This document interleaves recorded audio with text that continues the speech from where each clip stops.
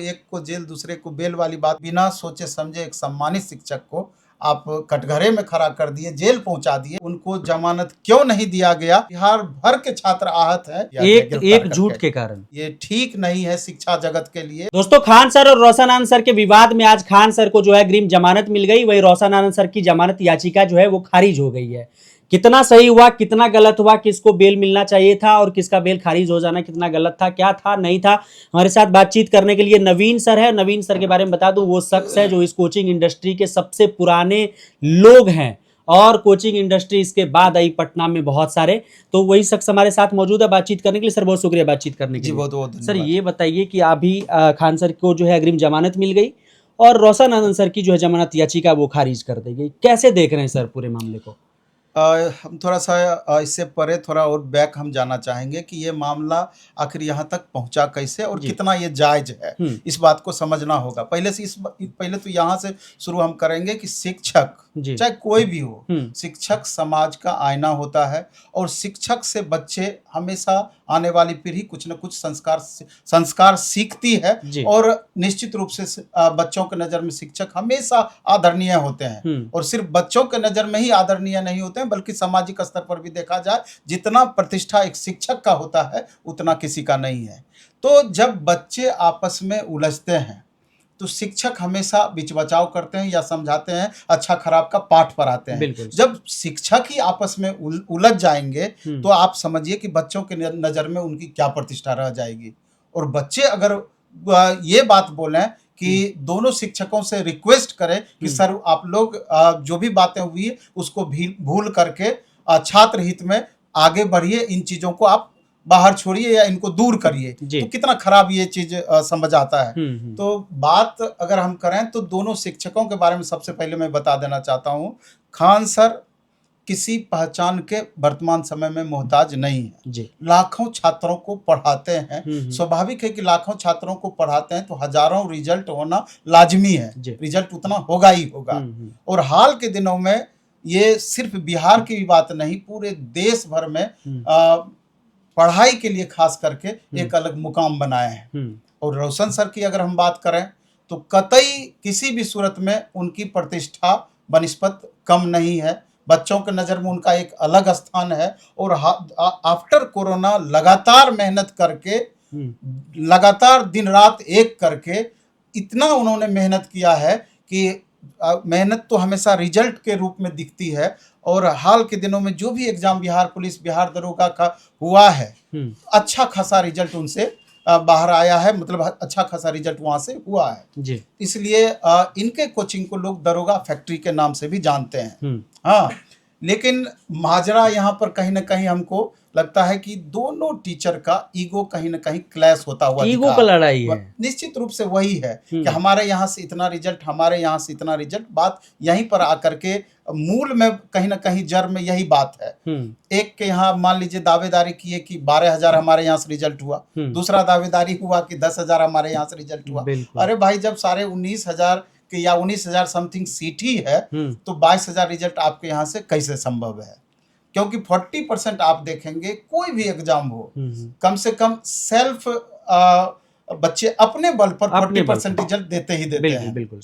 और बाकी बिहार भर के टीचर हैं जो कि अच्छे टीचर हैं, बिल्कुल, जिनका रिजल्ट भी अच्छा रहा होगा या रहा है, ये किसी से छिपा हुआ नहीं है।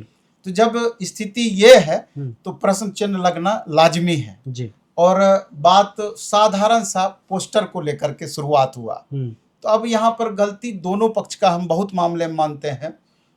खान सर का भी जब पोस्टर लगा, पहले ज्ञान बिंदु का पोस्टर लगा हुआ था, उस पे खान सर का पोस्टर लग गया।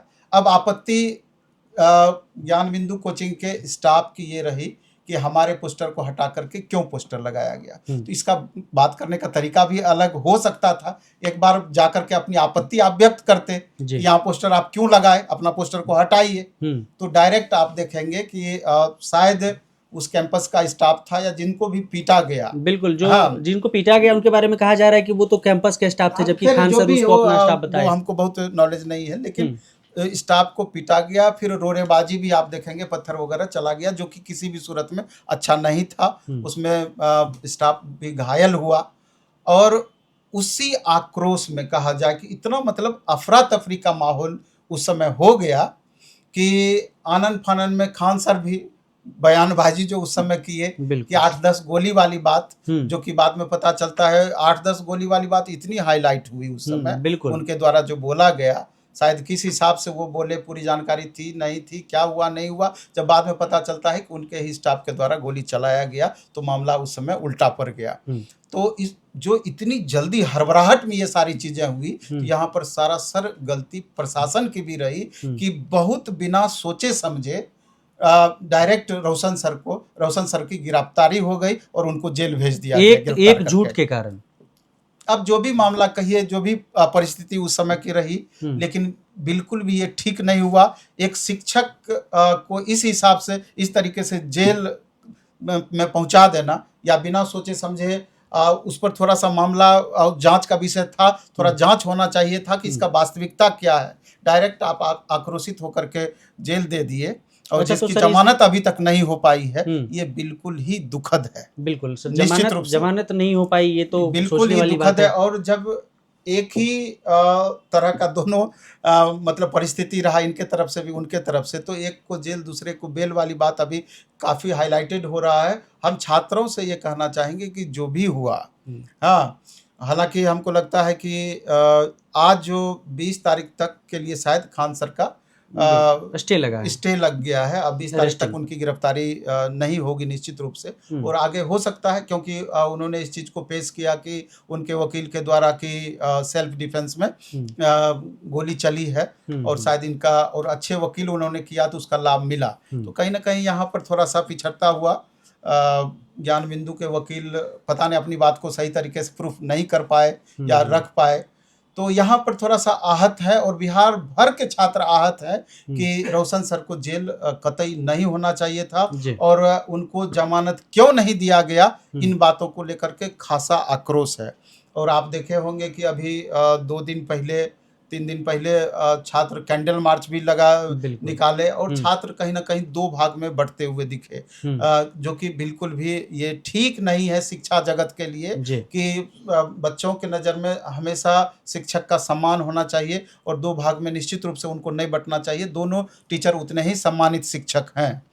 और जो परिस्थितियां बनी है, सारे शिक्षकों का तो यही मत है कि अभी भी कुछ नहीं हुआ है।